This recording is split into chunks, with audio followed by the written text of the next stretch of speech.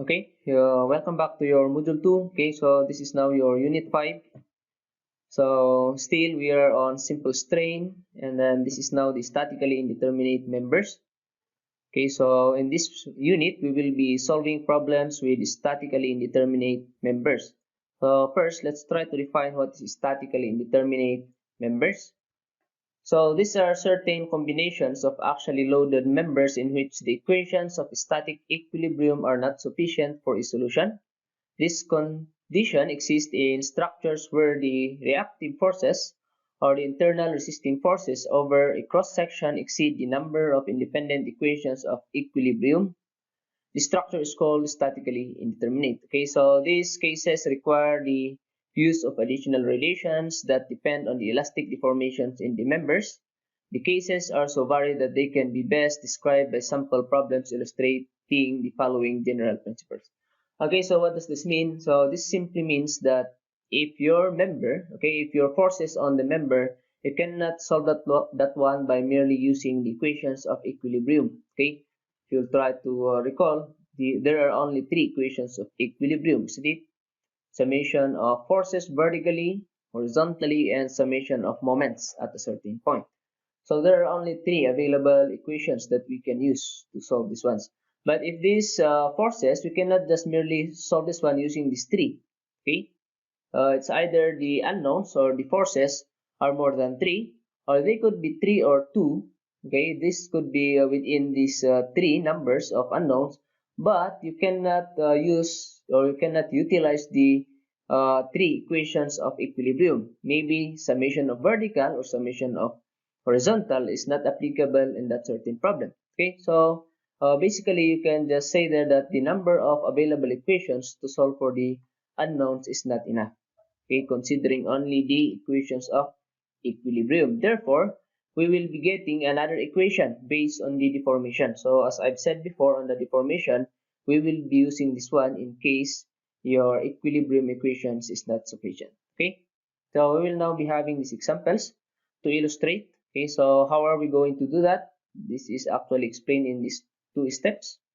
First is to a free body diagram of a structure, a part of it, okay, apply the equation of the static equilibrium. That is where we will be getting some of the equations, okay. And then if there are more unknowns than the independent equations of equilibrium, obtain additional equations from the geometric relations between the elastic deformations produced by the loads, okay. So to define these relations clearly, you will find it helpful to draw a sketch that exaggerates the magnitude of the elastic deformation. So as I've said, okay, that is what I've explained a while ago.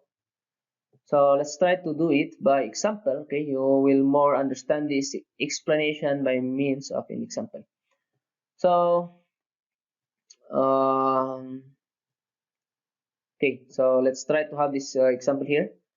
A steel bar, 50 millimeter in diameter and 2 meter long, is surrounded by a shell of a cast iron, 5 millimeter thick. Okay, compute the load that will compress the combined bar a total of 0.8 millimeter in the length of that 2 meters. Okay, if the modulus of elasticity for steel is 200 gigapascal, and for cast iron that is 100 gigapascal, okay, that is given in this problem, we are going to find that total load, okay, that load that will compress that combination of bars. So this is the figure. We have here your bar. This is not a simple bar. It is a combination. It is a composite bar. If we say composite, it is composed of two different material. Okay.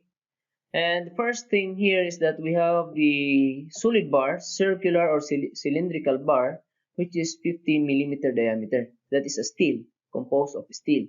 And then we surround that one by a cast iron. Okay, that is a different material. It is now a cast iron. It is a shell with a thickness of 5 millimeter. So if I will try to combine this one, this is a composite bar. Okay, so the cast iron together with the steel bar, the solid steel bar, will help each other to resist that force P, okay, which is a compressive force P. And that is a length of 200 or 2000 millimeter, that is 2 meters. Okay, so what is that required P that will compress this combination of bar into a 0.8 millimeter. Okay, so that is your deformation. So that is the question. So the question, the unknown here actually is the force P. Okay, so that is the unknown. But for us to solve that force P, if you try to draw this free body diagram, okay, what will resist that force P? What will resist that force P is the internal reaction of the member, the solid inside, which is your steel. And of course, in addition to that is the internal reaction of the cast iron surrounding that one, which is the shell outside, which is the 5 millimeter thick. So again, that force P is being resisted by the steel. So that is the green one here in our figure, and the blue one, which is the cast iron. Okay, so together, summating this one should be equal to your P. So again, let's try to summate. This is your equilibrium equation. We cannot use here, as I've said, there are times wherein we cannot use some of the equilibrium equations. Okay, so in our case, we can only use here summation of forces vertical. We cannot use here horizontal. So cancel that out to our equation. We cannot use here moment, because if I will take a moment at the bottom or at the top, then I will not be having equation since these are passing through that point. Okay, so we cannot do that. Therefore, what we can only use from the equilibrium is the summation of forces vertical. So let's say going up is positive, so PST, P sub ST, P sub CI, these are going up, so positive, and that unknown P is going down, so negative. That should be equal to 0 since there is no movement for this total. Okay, there is no movement. There is a deformation, but there is no movement. So that should be in its equilibrium state. So rearranging this one, transfer P on the other side, it will become positive. So P is the summation of your PST and PCI. Okay? So again, that is how we will find the unknown, which is actually the unknown on the problem. But for us to solve that unknown, we need to know this PST and PCI. So how are we going to do that? I need to find another equation since again, I cannot use the summation of moment. I cannot use the summation of horizontal, forces horizontal. So I need to find, therefore, I cannot merely use the equation of equilibrium. Therefore, I need to find another equation. So that is where your deformation will come in. Okay. So maybe I will be solving that PST and PCI given the properties of each of that. I can solve that forces. Okay. Based on the given deformation. Okay. So we are given here on a 0.8 millimeter deformation. So if the steel will deform 0.8, at the same time, your cast iron will deform 0.8 since they are acting at the same time, together at the same time to resist that load P. It means they are composite. So whatever the deformation on the steel will be the same deformation on the cast iron. Okay. So the deformation 0.8 will be the same on your steel and in cast iron. This is your deformation diagram. Now, okay, I will proceed. So from the free body diagram, again, this is our equation. For us to solve your unknown P, we will find first your PST and PCI. So using this equation which we derived from your deformation diagram, okay, I can actually break this down. Your deformation of steel, isn't it deformation? Again, if you try to recall your deformation, that is PLAE. A load times the length over cross-sectional area times the modulus of elasticity. And then all we need to do is break the steel into the P, okay? P is the one handled by the steel, okay? So PST, the length of the steel, which is the same as the cast iron, which is 2 meters. The cross-section of the steel, that is a solid circle, so we will solve that one. And then, of course, your E, that is given for steel 200 gigapascal. So equate that one. Deformation of that is 0.8. Okay, as I've said, these are equal on the same cast iron and steel. So 0.8 millimeters, and then your P there. This is what we are trying to figure out to substitute to your working equation here. So your length is 2000 millimeter. Okay, your area, that is area of circle, so pi over 4d squared. And then your what do you call this one? E. I need to put that one in megapascal since maybe my equations here are in millimeters, and I want to have that P in newtons. Okay, I want to have that one in newtons. So therefore, I want to express this one in megapascal. So again, what is megapascal? That is Newton per millimeter squared, or that could be Newton, kilonewton, I mean Newton per meter squared, or that could be Newton per millimeter squared. Okay, I explained that one on the previous discussion. How is it possible for that to be the same? Okay, so again, that is gigapascal. So if I want to put that in megapascal, all I need to do is multiply this. Since your gigapascal is a megapascal, which is times 10 raised to 9. Your megapascal is pascal, I'm sorry. Gigapascal is pascal times 10 raised to 9. Your megapascal is pascal, which is times 10 raised to 6. Therefore, for me to convert this one, this gigapascal, all I need to do is multiply this one times 10 raised to 3 to make it megapascal. Okay, so again, that is the simple conversion of units. So look at this, millimeter squared cancels. That millimeter will go down, cancel with that millimeter. This will cross multiply on the other side for us to have a P, which is in newtons. So, okay, rearranging and playing around with this, calculating that one will give us 50,000 pi newtons, or in decimal, that is 157,079.63 newtons. That is the P which will be handled for the steel, by the steel, for that to have a deformation of 0.8 millimeters. That is the meaning of that, okay? So that is the P that will make your steel deform 0.8 millimeters. Okay, let's try to go to your cast iron, okay, for PCI. Same thing, let's work with your equation, deformation equation. PLAE, okay, but we are now referring to your cast iron. So we want to solve that PCI. So your LCI is the same as that, 2000, okay? But first, we need to solve this area of the cast iron. That is different from the area of the steel, since that is a hollow. Considering, okay, forgetting about the steel, that will be a hollow cast iron. Okay, so area of the big circle minus the area of the circle space inside, which is, okay, this is this one. Why is that? That is 60. Because the thickness of your cast iron is 5 millimeter, I mean. So the diameter of that steel is 50 plus 5 each on different sides will make it 60. Okay, 60 millimeter. So the area of the bigger circle is pi over 4 60 squared, and then the space is the area of the steel, okay, which is pi over 450 squared, therefore giving us 275 pi millimeter squared. Okay, pi millimeter squared. So all we need to do is substitute, same thing as that, 0.8 millimeter, the formation that we are after, the unknown PST, the length 2000 millimeter, your area, and then again all we need to do, these are different. Your E for steel and E for cast iron are different. For steel that is 200, for cast iron that is 100. So again, same thing, multiply to make it Pascal, so that will be Newton per millimeter squared. Millimeter squared cancels, millimeter cancels, Newton will cross multiply, so that you will have a P which is in newtons.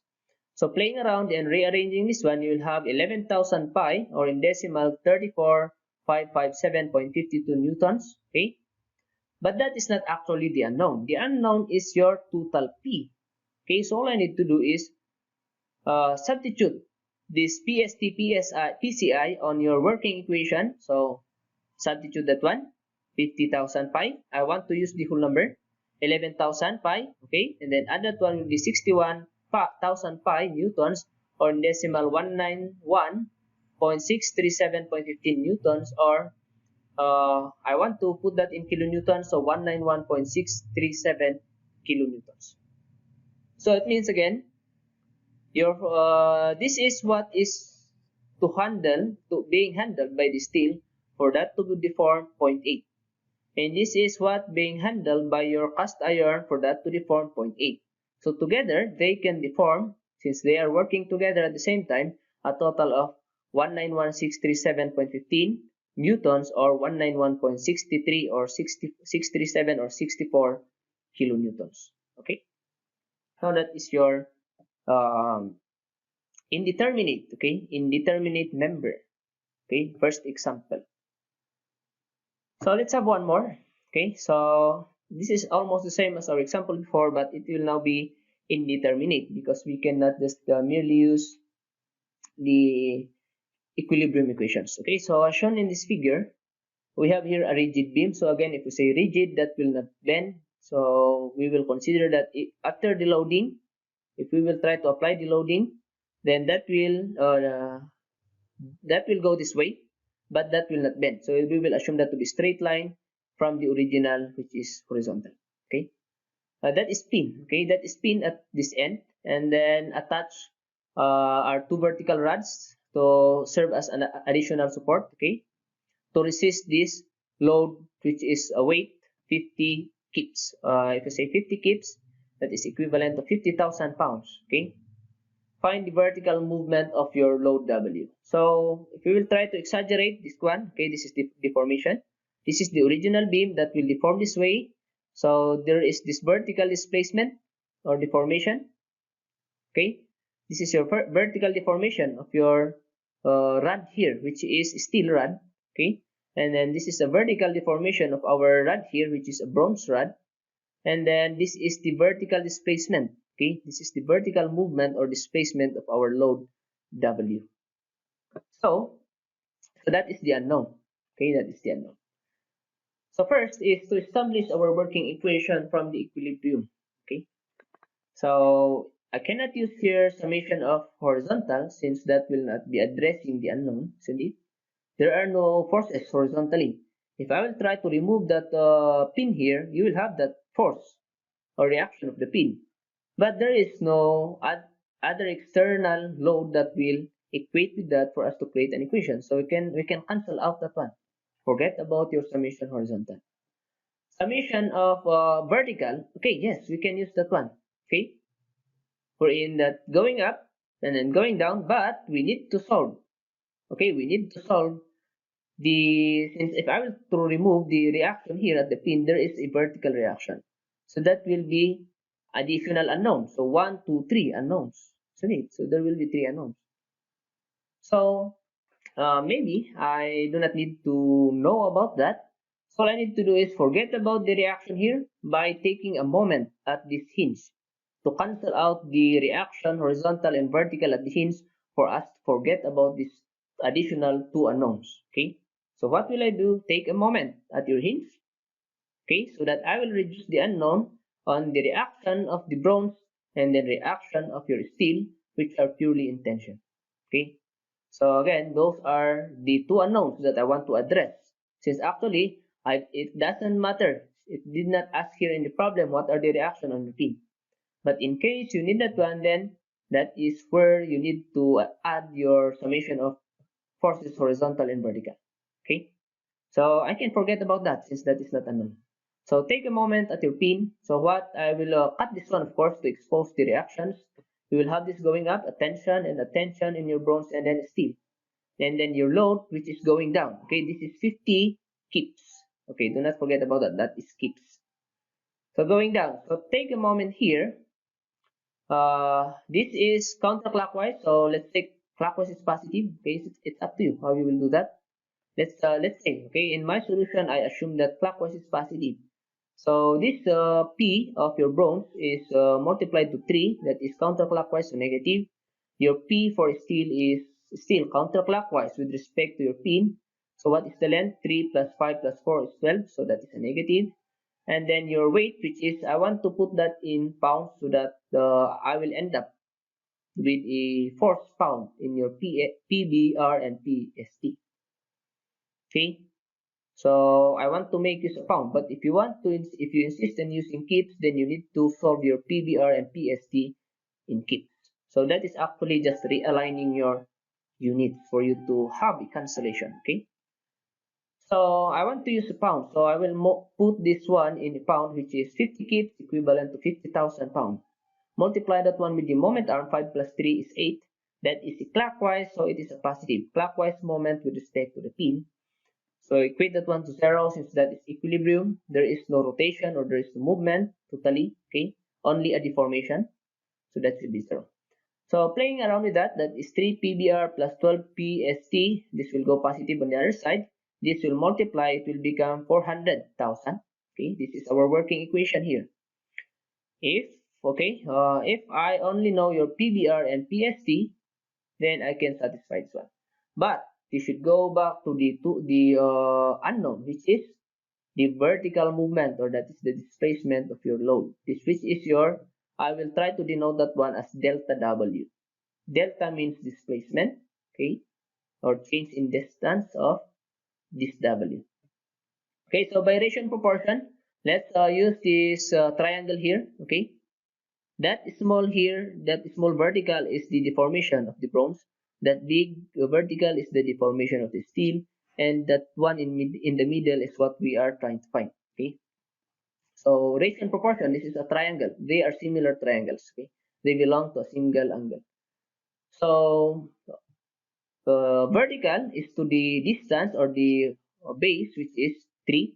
So the formation of the bronze is to 3 is equal to the deformation of the W, which we are trying to find displacement, is to the length 5 plus 3, 8. And that is also proportional to the deformation of the steel times the total length, which is 12. So actually, if I will combine these two, that will give us one equation, which is this, okay, which will give us the unknown, which is the unknown. And then if I will combine this second and the third, that will give me another, which is actually, we do not need to. Okay, we do not need to. I only need to stick to one. I can only stick to one of these. But I will show you both this solution. Okay. So if only we know the deformation of your bronze, then I will substitute to solve for that displacement of the load W. Same thing. If only I know the deformation of the steel, all I need to do is substitute to know the deformation or the displacement of your W. Okay. So break this down into your deformation formula, PL over AE again. For the bronze, so put there a subscript. So PL over AE. For steel, PL over AE. That is our working equation. So now, all I need to do is from my solving first for your PBR PST. Okay. So from this, let's consider this as equation 1 from the equilibrium. From our deformation diagram, okay, let's equate your 2 first. Okay, forget first about the total unknown. Let me equate first this one, the first and the last. Okay, so this and that, change this one into its equivalent PL over AE, change that one into its equivalent PL over AE. So this one you can simplify, this cross multiply there, so 12 divided by 3 will be 4. So your deformation of steel is 4 times the deformation of your bronze. Okay, so this is the deformation of steel. Break this down into your playa. Same thing with your steel playa. So I think we know, most of this except for your P, which is actually the unknown. So in this first equation, we have PBR and PST as our unknown. So I need to find another equation for that, which is this. Okay. So playing around with that, let me bring out the unknown PBR and PST. PBR, PST. So I want to rearrange this one so that this will go below, cross multiply, so that if I know the value of PBR in terms of PST, I will substitute it to our equation 1 so that everything will become PBR. I can solve for PBR, and then later on I will solve for PST. Okay, sorry. Substitute this PBR in terms of PST so that everything will become PST. Solve for PST, substitute back here, you can solve for PBR. Okay, so that is what we will be doing. So substitute length. What are the lengths of this? So these are given in your figure. So I do not need to write that down again as our given, since that is already there. So length of steel is 10 feet. Isn't it? That is, where's that? 10 feet. Area of that is 0.5 inches squared. The E of that is PSI. So 29 times 10 raised to 6. By the way, let's try to figure out what happens with the unit. Okay. So that is in feet. The same thing below. Okay, 4, do not forget there's a 4 multiplier, times the length of your bronze, which is 3, that is feet. Area of that is 2 inches squared. Our E for that is 12 times 10 raised to 6. Okay, PSI. So look at this. I do not need to convert any of that since PSI cancels, feet cancels, inch cancels. So that leaves us unitless. This is just a number. Because the unit of that is the same as the unit of this. So there should be no unit of that number. Okay. So playing around with that, you will end up with 40 over 29. So that is the ratio of the PBR with PST. Okay, so this is what I will be using. But if you want, you can rearrange. If you want to solve your PBR instead of PST, cross multiply, this will go down, so you will have 29 over 40 PBR, which is your PST. It's up to you. It's up to you. Okay. So what will I stick is that I want to make use of this. Okay. So if I want, I can transfer that on the other side so that you will have your equation 2, or simply you can substitute this directly in your equation 1. You can consider this as your equation 2 already, substitute that directly. This is simple mathematics, algebra, okay? So transfer it there, change your PBR into 40 over 29 PST, and then calculate for PST. You will end up here with your PBR and then PST values. Okay, so I do not need to show you this algebra. Okay, these are simple algebra. It's up to you how you will solve these ones. Okay, so it's up to you. If you will try to substitute PST, then you will solve PBR and then solve PST. So that's it. But that is not the unknown. Okay, what we have here are the P of your ST and PBR. These are the reactions on your rod, bronze rod, and then the steel rods. Our unknown on the problem is the vertical movement or the displacement, delta W. So I will be going back to my working equation here. Okay, my working equation here. So since I have already that PBR and PST, I can solve for delta BR, delta ST. I can use any of these. Okay. So for my next solution, what will I do? Okay, I will show you both of these. So substitute your PBR and PST. You can solve your deflection BR and then deflection ST. Okay. So that is your PBR. That is your length. Okay. I want to put that in inch. Okay, your feet, so that I will make this one coincide. Okay, look at this. Look at our equations. Okay, look at our units. That's area inch squared cancels. Your pound here, since that is PSI, again PSI is pounds per square inch. Okay, pounds cancels, inch squared cancel. You will end up with an inch deformation, or yes, deformation. Why did I put that in inch? You can actually put that in feet, but the feet, compare that one to inch, feet is a very long, so you will expect that the formation is very small number in feet. So I'd rather put that in inch so that you will have at least a little bit bigger number. Okay, so but it's up to you. Okay, you can put that in feet, it doesn't matter, but I want to put it in inch, and actually it depends on the problem. It did not ask there a certain unit, so it's up to you. You can put that in feet or in inch. Okay, I will put that in inch, so multiply this by 12. Your 3 feet, multiply that to 12 to make it in inch. Okay, your PBR, that is what we solved a while ago. Your area, and then your E. Okay, then you will have the deflection or deformation of your bronze support to be 0.05128. Imagine this one in feet, then that will be 0.00 something. Okay, it's up to you. Same thing happens in your steel. Substitute. Okay, I will multiply that 10 feet by 12 to make it in inches. I will have my deformation of steel 0.20513. So you can actually, by merely observing, that is true. Okay, deformation here should be smaller than deformation there, okay, according to our diagram. So I can make use of the two equations which we derived a while ago. This could be the one for us to solve that unknown, or this could be, but I will show you both. So substituting your delta BR in here, you will have this as 0.13675 or 0.14. You can say 0.14 inches. That is your displacement or the movement of your load W. And using your equation, your steel is the same. Since I have that steel, substitute, I will still end up with this, which is the same. Okay, which is the same. Which should be, but actually you can show me only one of this. That could be enough. Okay. So I only show you these two so that your other solution will be means of checking. So that is the movement or the displacement of our load W. Okay. So that's it. So it is a combination. So as you can see in our two examples, a combination of our equilibrium equations and then together with the deformation equation. Okay. Deformation equation. Addition equation to the system so that we can solve for the unknown. So again, as you can see, we cannot merely solve these problems by merely using your equilibrium. So we need to include your deformations. So that's it. So let's just review some concepts for this unit, okay, unit 5. So when solving problems with statically indeterminate members, We call this one indeterminate. Again, why? Because there are more unknowns than the available equilibrium equation. So we need to find additional equations. Okay. So these two steps are important. First, draw the free body diagram and create the applicable equations of static equilibrium. Okay. First, is pass-through equilibrium, because there are problems wherein if that is determinate, then you can just solve that by plainly equilibrium. But if that will now be indeterminate, you need to have additional. So next step is draw your deformation diagram. Try to exaggerate that one for you to see. Okay.